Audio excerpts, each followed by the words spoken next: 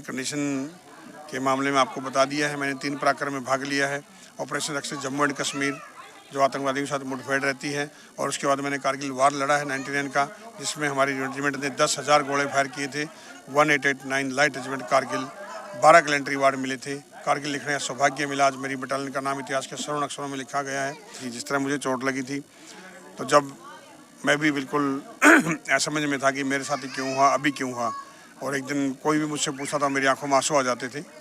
लेकिन मैंने जब भगवान श्री कृष्ण की गीता की वो बातें पढ़ी कि जो हुआ अच्छा हुआ है, जो हो रहा है वो भी अच्छा हो रहा है, हर जो होगा वो भी अच्छा होगा, बस वहीं से संकल्प किया कि उठना पड़ेगा तुझे। क्योंकि मुझे अपने बच्चों के तरफ देखा, मैंने अपनी बीवी की तरफ देखा जो मात्र 22 साल की उम्र थी। मेरी 6.5 फुट की हाइट थी, मैं क्रॉस कंट्री करता था और आपके सामने अभी 3.5 फुट का रह गया था। तब मैं अपने आप को सोचता था कि ऐसा क्यों हुआ मेरे साथ। मैं अपने आप को मैं बहुत बलशाली समझता था, मगर भगवान की जो मर्जी थी, कुछ नहीं कर सकते उसको। जिस तरह हम गेहूं की इज्जत नहीं करते ना, मगर पिज्जा सबको प्यारा लगता है, उसी तरह रक्षा के लिए सैनिक जरूर चाहिए, मगर नाम भी याद नहीं, हमें काम के लिए सैनिक चाहिए। मतलब तो ये मैं आप लोगों से क्यों बोलना चाहता हूँ, इसमें कोई नाराज होने की बात नहीं होती है। हम भी आपके ही भाई हैं, कल्पना मात्र कीजिए आप लोग। बाकी चीज़ों का नाम पूछ लो आप फटाफट, बताओ जी तैमूर किसका बाप है, करीना कपूर किसकी माँ है, सब 2 मिनट में बता दोगे आप लोग। तो ये हमारे देश का दुर्भाग्य है। नमस्कार, आप देख रहे हैं अपनी मथुरा न्यूज़ और मैं हूं आपके साथ में प्रतीक चतुर्वेदी। और आज हमारे साथ में मौजूद हैं एक ऐसे खास शख्स जो कि ऑपरेशन पराक्रमी के सदस्य रह चुके हैं, जिसमें इन्होंने अपने दोनों पैर और हाथ भी खो चुके हैं और कारगिल योद्धा हैं। तो वही भारतीय सेना के जवान हमारे साथ में खड़े हैं, जानेंगे इनसे क्या कहेंगे भाई जी। नमस्कार, जय हिंद, जय भारत। आज हमें ठाकुर जी की नगरी मथुरा में यहाँ पर सीनियर सिटीजन क्लब के द्वारा सम्मानित किया गया। और अभी हम वृंदावन में आए थे घूमने के लिए, तो हमारे दोस्त हैं लाल गोल जी, उनके माध्यम से हम यहाँ पर पहुँचे, तो काफ़ी अच्छा लगा। और ब्रजभूमि के अंदर आकर के तो हम पूरे ब्रजवासियों का भी धन्यवाद बोलते हैं और इस राष्ट्र को भी नमन करते हैं। साथ ही उन मेरे भाइयों को भी नमन करता हूँ जिन्होंने इस मातृभूमि पर अपना सर्वोत्तम बलिदान दिया है। मतलब आज भगवान की नगरी में जैसे हम लोग गीता को हम लोग सब सुनते हैं, मगर पढ़ते कोई नहीं है। मैं चाहता हूँ कि गीता को पढ़ें, उसके अंदर एक एक शब्द वो बहुत कीमती है। मतलब क्योंकि उनकी जो लाइनें थी, जिस तरह मुझे चोट लगी थी, तो जब मैं भी बिल्कुल असमझ में था कि मेरे साथ ही क्यों हुआ, अभी क्यों हुआ। और एक दिन कोई भी मुझसे पूछा था, मेरी आंखों में आंसू आ जाते थे। लेकिन मैंने जब भगवान श्री कृष्ण की गीता की वो बातें पढ़ी कि जो हुआ अच्छा हुआ है, जो हो रहा है वो भी अच्छा हो रहा है, हर जो होगा वो भी अच्छा होगा, बस वहीं से संकल्प किया कि उठना पड़ेगा तुझे। क्योंकि मुझे अपने बच्चों के तरफ देखा, मैंने अपनी बीवी की तरफ देखा जो मात्र 22 साल की उम्र थी। मेरी 6.5 फुट की हाइट थी, मैं क्रॉस कंट्री करता था और आपके सामने अभी 3.5 फुट का रह गया था। तब मैं अपने आप को सोचता था कि ऐसा क्यों हुआ मेरे साथ। मैं अपने आप को मैं बहुत बलशाली समझता था, मगर भगवान की जो मर्जी थी, कुछ नहीं कर सकते। उसका संकेत था कि जो भी आपका बच्चा खुचा जीवन है, इसी कंडीशन में आपने जीना है और कुछ न कुछ राष्ट्र के लिए करना है। मतलब तो वो चीज़ें आज भी याद रहती है। और आपसे भी यही बोलता हूँ कि हर कण के अंदर हर चीज़ बसती है, बस उसको नज़र देखने वाला चाहिए। और मेरी कंडीशन के मामले में आपको बता दिया है। मैंने 3 पराक्रम में भाग लिया है। Operation success Jammu and Kashmir, जो आतंकवादियों के साथ मुठभेड़ रहती है, और उसके बाद मैंने कारगिल वार लड़ा है 99 का, जिसमें हमारी रेजिमेंट ने 10,000 गोले फायर किए थे। 1889 light regiment Kargil, 12 gallantry award मिले थे। कारगिल लिखने का सौभाग्य मिला। आज मेरी बटालियन का नाम इतिहास के स्वर्ण अक्षरों में लिखा गया है। आज भले ही मेरी कंडीशन ऐसी है, मगर फिर भी मैं हर कदम इस राष्ट्र को समर्पित है। आज भी मैं एक मॉडिफिकेशन कार चला के रखी हुई है मैंने, जो हर शहीदों परिवारों से मिलता हूँ। जितने भी शहीद हमारे स्मारक बने उनके ऊपर जाता हूँ और पूरे भारत भ्रमण पर निकलता हूँ मैं। तो मैं यही चाहता हूँ कि आपके माध्यम से पूरे युवाओं को कि अगर सच में हिंदुस्तान को आपने देखना है तो भारतीय सेना को देखिए। हर जगह से वहाँ पर बंदा आता है, ना कोई जातिवाद है, ना कोई क्षेत्रवाद है। मतलब तो नमन करना है हमने, तो एक भारतीय सेना को नमन करिए। आज भी जो हमारी भारतीय सेना है वो इस देश की ऑक्सीजन है। आप कल्पना कीजिए, अगर 1 सेकंड के लिए भी भारतीय सेना बॉर्डर से हट जाती है तो हमारा क्या हाल होगा।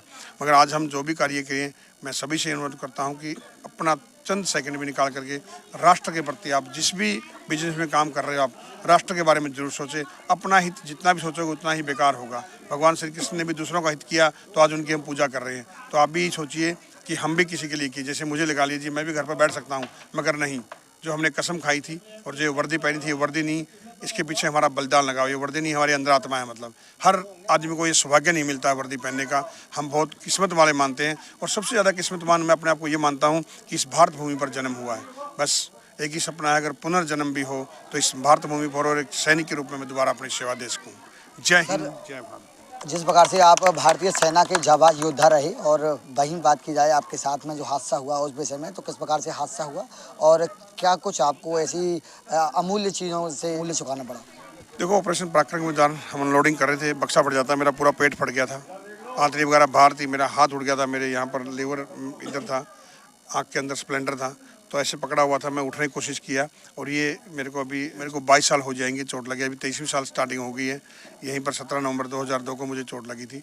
3 आदमी थे हम लोग, एक हॉस्पिटल पहुँचा दिया, मुझे भी उठाया गया, तो मेरे दोस्त मुझे उठा रहे थे, आंतड़ी उतरी एक आदमी पकड़ रहा था, टांगे उठा रखे थे, पाँव पकड़ रखा था, तो वो ज़ोर से रो रहे थे। मैंने बोला यार रो मत, उनको बोले सर आप चुप रहिए, क्योंकि उनको लगता था कि भाई लास्ट टाइम चल रहा है। और एक्चुअली में लास्ट टाइम में जैसे मैं हॉस्पिटल में पहुंचा, ही द डेथ, डॉक्टर ने बोल दिया कि भाई इसकी मृत्यु हो गई है मतलब। तो मेरे जो कमांडिंग ऑफिसर थे उस टाइम कारगिल लड़ाई के, उन्होंने डॉक्टर को बोला सर प्लीज़ चेक तो कर लीजिए बंदे के अंदर।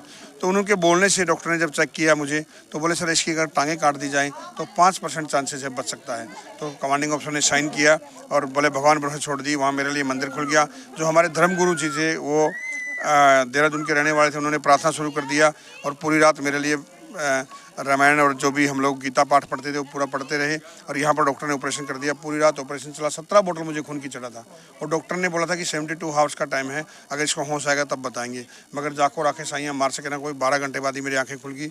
मेरे साथी मुझे बताते जब आपकी आँखें खुली तो हमने नर्स को बताया, नर्स ने डॉक्टर को फ़ोन किया और डॉक्टर ने कमांडिंग ऑफिसर को फ़ोन किया कि सर जवान को होश आ गया है। और कमांडिंग ऑफिसर ने बोला कि अभी नहीं मरेगा। तो डॉक्टर बोले सर मैं डॉक्टर हूँ या आप हूँ? मेरा कमांडिंग ऑफिसर ने बोला कि सर मैंने उस लड़के को देखा है, अगर उसने एक बार पिकअप कर लिया वो देख लेना। तो उनकी जो वाणी बोली हुई है आज मैं आपके सामने खड़ा हुआ हूँ। मतलब तो घबराना नहीं है छोटी छोटी चीज़ों के लिए। प्रभु के ऊपर अगर आप सच में विश्वास रखते हो तो मुझे देख लो आप। आज एक ही हाथ है ना, आप बोलते कहाँ से ताड़ी नहीं बजती, हम तो साला बैंड बजा रहे हैं, ताड़ी क्या बोलोगे आप?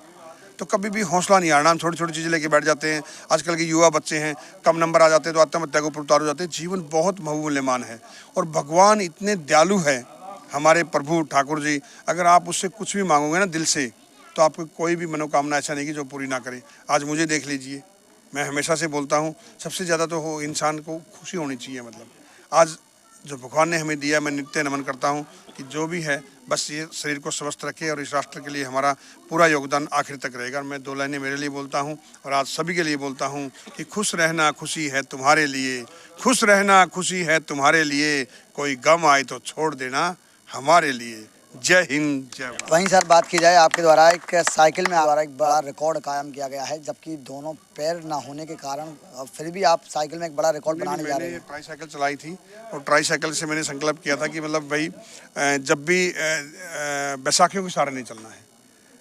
अंतिम यात्रा के अंदर ही हम लोग जाएंगे किसी कंधों पर, जब तक जिएंगे अपने टांगों के ऊपर ही जिएंगे, मतलब भले कंडीशन कैसी हो जाए। तो मैंने मेरा प्रवास था जो साइकिल के ऊपर ट्राई साइकिल के ऊपर शुरू किया था, उसके बाद स्कूटी के ऊपर शुरू किया और अभी कार है और नेक्स्ट टारगेट मेरा हेलीकॉप्टर का है। भगवान ने चाहा कोई दे देगा तो मैं हेलीकॉप्टर भी उड़ाने का विचार सोच रहा हूँ, ताकि एक अलग सोच विचार किया जाए। क्योंकि बार बार जन्म नहीं होता है, जन्म हुआ तो इसके अंदर आप फुल किसी के लिए कुछ करके जाओ। मतलब अपने लिए तो हर आदमी करता है, गाड़ी घोड़े बंगले, क्या फ़ायदा उस चीज़ के लिए? तो आप जीवन जीना है तो दूसरों के लिए जियो, अपने लिए जिए तो क्या जिए, दूसरों के लिए कभी जीना चाहिए। नमस्कार, धन्यवाद। दर्शकों, जिस प्रकार से आपने जाना, ये थे हमारे साथ में कारगिल योद्धा दीप चंद्र जी और इनके द्वारा कहा गया कि जिस प्रकार से लोग छोटी छोटी परीक्षाओं में फेल होने के बाद में अपने जीवन लीला को समाप्त करने के ठानते हैं, वहीं इन्होंने इंडियन आर्मी में रहते हुए काफ़ी कुछ झेला और अपने दोनों पैरों को और हाथों को गंवाने के बाद भी यह अभी जी रहे हैं। और इनके द्वारा ये कहा जा रहा है कि छोटी छोटी बातों पर अपने जीवन लीलाएं समाप्त न करें और यह जीवन एक संघर्ष है, तो संघर्ष के तौर पर इस जीवन को जिएं और अपने जीवन से दूसरों को भला करें, जिससे कि वह लोग भी दुआ करें और आपकी आयु और आपका कार्यकाल अच्छा रहे। फिलहाल के लिए इतना ही। मैं अपने सहयोगी के साथ प्रतीक चतुर्वेदी, अपनी मथुरा न्यूज़ के लिए।